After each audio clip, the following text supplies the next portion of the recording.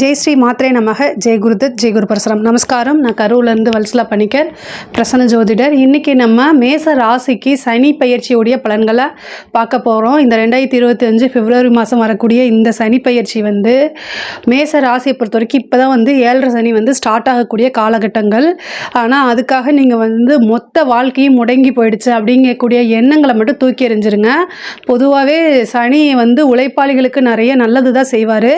மேச ராசியை பொறுத்த வரைக்கும் சில சங்கடங்கள், அதே மாதிரி தடங்கல்கள் இதுதான் வரும். ஆனால் இதை தாண்டி நீங்கள் எடுக்கக்கூடிய முயற்சியில் மட்டும்தான் இருக்குது உங்களுக்கு நடக்கக்கூடிய அத்தனை நல்ல விஷயங்களும். ஏன்னா 12ஆம் இடத்துல சனி வந்திருக்கும் போது தொழிலை பொறுத்த வரைக்கும் புதுசாக தொழில் செய்யலாம் அப்படிங்கக்கூடிய அமைப்புகள் வரும் சிலருக்கு. ஆனால் உங்களுடைய ஜாதக அமைப்புப்படி சொந்தமாக இப்போ தொழில் தொடங்குறதுக்கு உங்களுடைய ஜாதகத்தில் எப்படி இருக்குது அப்படிங்கிறதையும் பார்த்துட்டு அதுக்கப்புறம் நீங்கள் செய்யுங்க.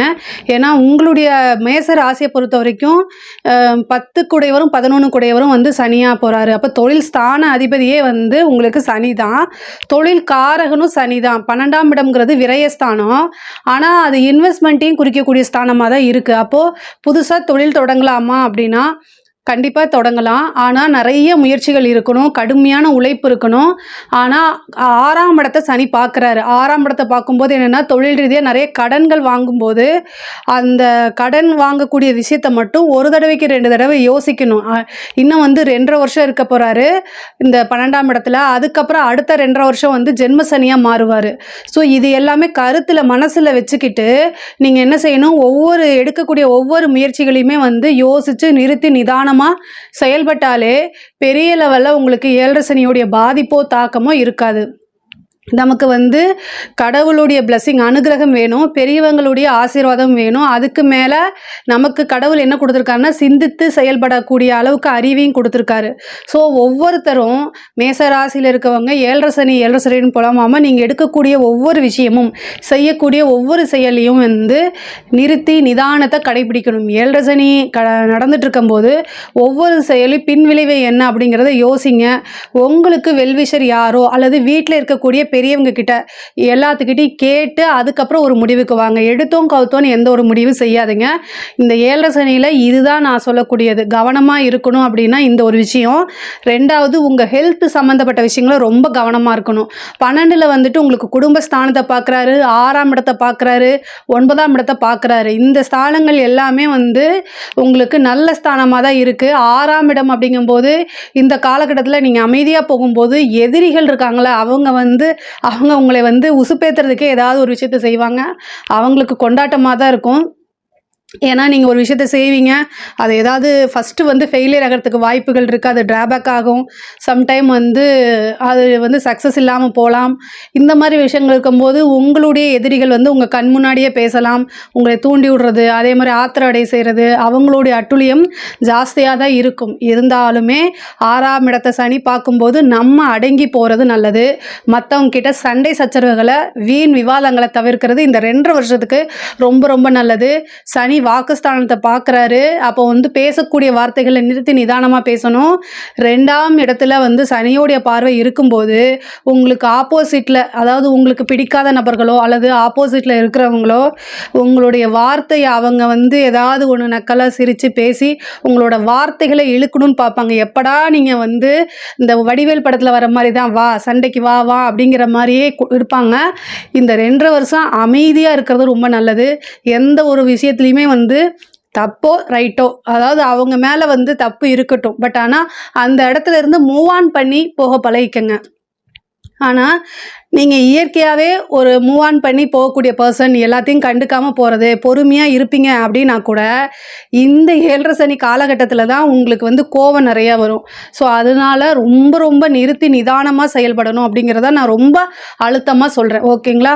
இதே மாதிரி குடும்பத்தில் இருக்கவங்களுக்கு என்னென்னா உங்களுக்கு நெருக்கடி கொடுப்பாங்க. உங்களை அண்டர்ஸ்டாண்ட் பண்ணாமல் புரிஞ்சுக்காமல் அவங்க ஒரு விஷயத்தை எடுத்து வைப்பாங்க. இதனால் வாக்குவாதம் வரும். அதே மாதிரி கணவன் மனைவியிடையே சிறு சிறு பிரச்சனைகள் வரதுக்கு வாய்ப்பு இருக்குது. 6ஆம் இடத்தை சனி பார்க்குது. 6ஆம் இடம் தான் சண்டை சச்சரவு, கோர்ட்டு கேஸு, டைவர்ஸு எல்லாத்தையும் குறிக்கக்கூடிய இடம். ஸோ அதனால என்னென்னா டைவர்ஸு ஆகிற அளவுக்கு நீங்கள் வார்த்தைகளை விட்டுறாதீங்க. அவ்வளோதான். ஒருவரை ஒருவர் அனுசரித்து போங்க. பெண்களாக இருந்தாலும் சரி, பெண்களாக இருந்தால் கணவர்கிட்ட வந்து சண்டை போடாமல் வாக்குவாதத்தில் தவிர்க்கிறது ரொம்ப நல்லது. அதே மாதிரி ஆண்களாக இருந்தால் மனைவியை அண்டர்ஸ்டாண்ட் பண்ணி பொறுமையாக போங்க, அதுதான் ரொம்ப நல்லது.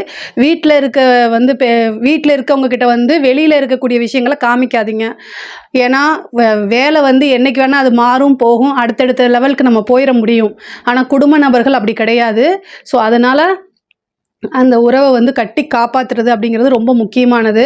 அதே மாதிரி வந்து நீங்கள் செய்யக்கூடிய ஒவ்வொரு செயலுக்கும் நல்ல பலன்கள் உண்டு. 10 குடைவர் மட்டும் கிடையாது, 11 குடைவரும் உங்களுக்கு சனி தான். அவர் வந்து 12ஆம் இடத்துல இருக்கார். விரயம் இந்த காலகட்டத்தில் ஏதாவது ஒரு விரயம், ஒன்று தொழிலுக்கு இன்வெஸ்ட் பண்ணுறது அல்லது வீடு வண்டி வாகனம் வாங்கக்கூடிய அமைப்பு, இந்த மாதிரி விஷயங்கள் இருக்கும். பொருளாதார ரீதியாக வந்து உங்களுக்கு பெரிய லெவலில் நெருக்கடிகள்லாம் வராது. 2ஆம் இடத்தை பார்க்கறதுனால ஓரளவு உங்களுக்கு என்ன தேவையோ அந்த அளவுக்கு வந்து உங்களுக்கு கண்டிப்பாக பணம் வந்துடும். 2ஆம் இடத்தை பார்க்கறனால தனஸ்தானம், வாக்குஸ்தானம், கல்விஸ்தானம், இதெல்லாம். கல்வியில் மட்டும் நீங்கள் என்ன செய்யணும் அப்படின்னா ரொம்ப ஆர்வமாக படிக்கணும். கண்டிப்பாக வந்து உங்களோட ஃப்யூச்சர் வந்து படிப்பில் தான் இருக்குது அப்படிங்கிறத கவனத்தில் கொண்டு வந்து படிங்க.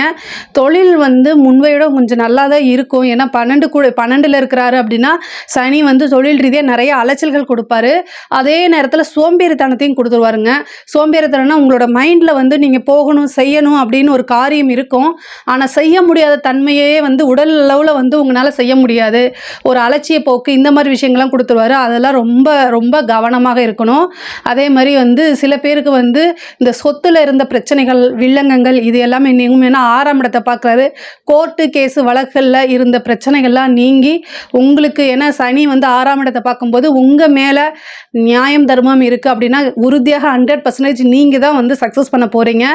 எந்த கேஸாக இருந்தாலும் சரி அதில் ஜெயிக்கக்கூடியது உங்களோடது. ஏன்னா நீதி அரசனே சனி தான். ஸோ அதனால் கண்டிப்பாக உங்களுக்கு ஒரு நல்ல நீதி கிடைக்கும். அதே மாதிரி உத்தியோகத்தில் இருக்கவங்களுக்கு இது ஒரு நல்ல அமைப்பு. ஆனால் இந்த 7.5 சனிங்கும் போது இந்த 7.5 வருஷம் வந்து ரொம்ப ரொம்ப கவனமாக இருங்க. உயர் அதிகாரிகளுடைய அழுத்தங்களுக்கு ஆளாகலாம். அதனால் ரொம்ப ரொம்ப உத்தியோகத்தில் இருக்கவங்க, அரசாங்க உத்தியோகமாக இருந்தாலும் சரி எதுவாக இருந்தாலும் சரி ரொம்ப கவனமாக இருக்கணும். ஆனால் உங்களுக்கு உண்டான விஷயங்கள் ஆட்டோமேட்டிக்காக நடக்கும். ஏன்னா 6ஆம் இடத்துல சனியோடைய பார்வை எப்போல்லாம் வருதோ உழைப்புக்கு ஏற்ற ஊதியத்தை கண்டிப்பாக கொடுப்பாரு. ஆனால் அதை தாண்டி பெரிய லெவலில் நீங்கள் எக்ஸ்பெக்ட் பண்ணிங்கன்னா கண்டிப்பாக ஏமாற்றங்கள் இருக்குது.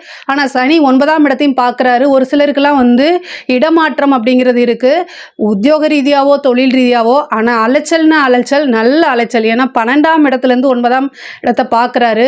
ஆனால் வெளிநாடுக்கு வேலைக்கு போகணும்னு நீங்கள் நினைக்கிறீங்க அப்படின்னா கண்டிப்பாக இந்த டைமில் ட்ரை பண்ணுங்கள், உடனடியாக கிடச்சிரும். 7.5 சனியில் நம்ம வெளிநாடு போகலாமா, போனால் அங்கே ஏதாவது ப்ராப்ளம் வருமா அப்படின்னு நினைக்காதீங்க. 7.5 சனினாலே என்னென்னா கம்ஃபர்ட் ஜோனை விட்டு கொஞ்சம் கஷ்டப்படுறது தான். அப்போ நம்ம உள்நாட்டில் இருக்கிறத விட, நம்மளுடைய நாட்டில் இருக்கிறத விட வெளிநாட்டில் இருக்கும்போது நம்ம அந்த நாட்டோடைய சட்ட திட்டங்களுக்கு கொஞ்சம் கஷ்டப்பட்டு தான் இருக்கிற மாதிரி வரும். ஸோ அதனால் இந்த டைமில் வந்து நீங்கள் ஃபாரின் போகிறது நல்லது தான். ஒரு சிலர் வந்து 7.5 சனியில் வந்து வெளிநாடு போகக்கூடாதுன்னு சொல்லுவாங்க. அதுக்காகத்தான் இந்த நான் டீட்டெயிலாக சொல்கிறேன். கம்ஃபர்ட் ஜோனை விட்டுட்டு நீங்கள் அதாவது அந்த ஜோனை தாண்டி நீங்கள் வெளியில் போகிறீங்க அப்படின்னா கண்டிப்பாக 7.5 சனியில் உங்களுக்கு பெரிய லெவலில் பாதிப்பு வராது, சக்ஸஸை தான் கொடுக்கும். வெளிநாட்டு உத்தியோகம் பார்க்கக்கூடியவங்களை இந்த டைம் ட்ரை பண்ணுங்கள், கிடைக்கும். அதே மாதிரி ப்ரொமோஷன் கிடைக்கிறதுக்கு உண்டான வாய்ப்புகள் இருக்குது. அதே மாதிரி ஒரு நல்ல பேர் உங்களுக்கு 9ஆம் இடத்தை சனி பார்க்குறாரு. உங்களுடைய நல்ல பேர் வந்து கண்டிப்பாக நிலைத்து நிற்கும். அதே மாதிரி நல்ல நிலையில் இருக்கிறவங்க ரொம்ப கவனமாக இருக்கணும். 9ஆம் இடத்தை பார்க்கும்போது உங்களுக்கு ஒரு நல்ல குட் நேம் இருக்கும். ஒரு சொசைட்டிலையோ இல்லை நீங்கள் வந்து இருக்கக்கூடிய ஸ்ட்ரீட்லேயோ வேலை பக்க இடத்துலையோ அதை வந்து சிதைக்கிறதுக்குன்னு சில பேர் வருவாங்க. அதுக்கெல்லாம் இடம் கொடுக்காதீங்க. பெண்களை பொறுத்த வரைக்கும் நல்ல ஆடை ஆபரண சேர்க்கை உண்டு. பொதுவாக தந்தை வழியில் சொத்துக்களில் இருக்கக்கூடிய பிரச்சனைகள்லாம் நீங்கி தந்தை வழி சொத்துக்கள் வரும். அதே நேரத்தில் தந்தை வழி, அதாவது தந்தைக்கு உடல்நல பாதிப்புகள் ஏற்படும். தந்தைக்கு வந்து ஏதாவது மெடிக்கல் இஷ்யூ வந்துச்சுன்னா உடனடியாக பாருங்கள். இந்த 7.5 சனியில் உங்களுக்கு பெருசாக பாதிப்பு அப்படின்னா அவர் தந்தையுடைய உடல்நலம் தான் ரொம்ப பார்த்துக்கணும். அவருக்கு ஏதாவது ஒரு மாரகமோ அல்லது சிறு சிறு மருத்துவ செலவுகளோ உறுதியாக உண்டு. தந்தையுடைய விஷயங்கள்லாம் ரொம்ப கவனமாக கையாளுங்க. அவர் ஏதாவது ஒரு எமர்ஜென்சின்னு ஃபோன் பண்ணால் கூட அதை நீங்கள் அட்டன் பண்ணுங்கள். ஏன்னா சனியோடைய பறவை 9ஆம் இடத்துக்கு வரும்போது அவருக்கு ஏதாவது ஒரு பாதிப்பை உண்டு பண்ணுறதுக்கு உண்டான வாய்ப்புகள் இருக்குது. அதை மட்டும் நீங்கள் பார்த்துக்கோங்க. ஒரு நல்ல குருநாதர் கிடைப்பாங்க. ஒரு உபாசன தெய்வம் பண்ணுங்கள்.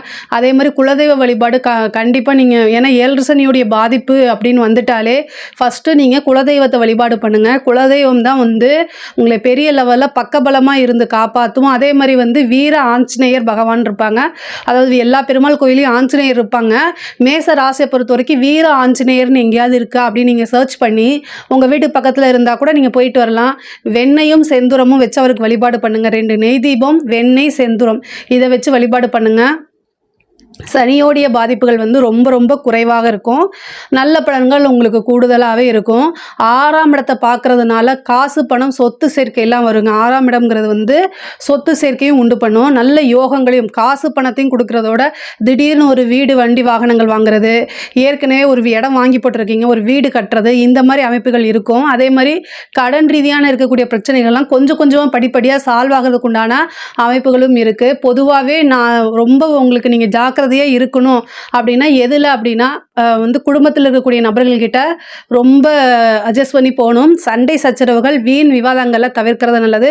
முகம் தெரியாத நபர்கள்கிட்டையோ அல்லது வந்து அறிமுகம் இல்லாத நபர்கள்கிட்டையோ நீங்கள் வந்து பேசும்போது என்ன பேசுகிறோம் அப்படிங்கிறத மைண்டில் நிறுத்திட்டு பேசுங்க. ஏன்னா உங்களுடைய பேச்சுக்கள்னாலேயே பிரச்சனைகள் வரத்துக்கு உண்டான வாய்ப்பு இருக்குது.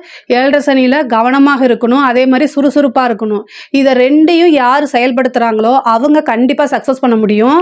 இந்த சனி பயிற்சியில் வந்து திருமண யோகம் இருக்கா அப்படின்னா திருமணத்துக்கு உண்டான அமைப்புகள் வந்து சனி பயிற்சியில் இல்லை. ஆனால் உங்களுடைய ஜாதகத்தில் வந்து உங்களோட ஜாதகத்தில் குருபலமோ அல்லது வந்து 7ஆம் அதிபதியோடைய திருமணம் 7ஆம் அதிபதியோடைய திசாபுத்திகளோ இருக்குது அப்படின்னா திருமணத்துக்கு நீங்கள் தாராளமாக ப்ரொசீஜர் பண்ணிக்கலாம். ஆனால் சனியோடைய தாக்கம் வந்து 7ஆம் இடத்துக்கோ 7ஆம் இதுக்கோ உங்களுக்கு எதுக்குமே வரலை. அதனால் திருமணத்தில் எந்த பிரச்சனையும் இல்லை. அதே மாதிரி தொழில் தொடங்கலாமான்னா தாராளமாக தொடங்கலாம். ஆனால் உங்களுடைய ஜாதகத்தில் தொழில் ஸ்தானம் எப்படி இருக்குன்னு பார்த்துட்டு தொடங்குங்க.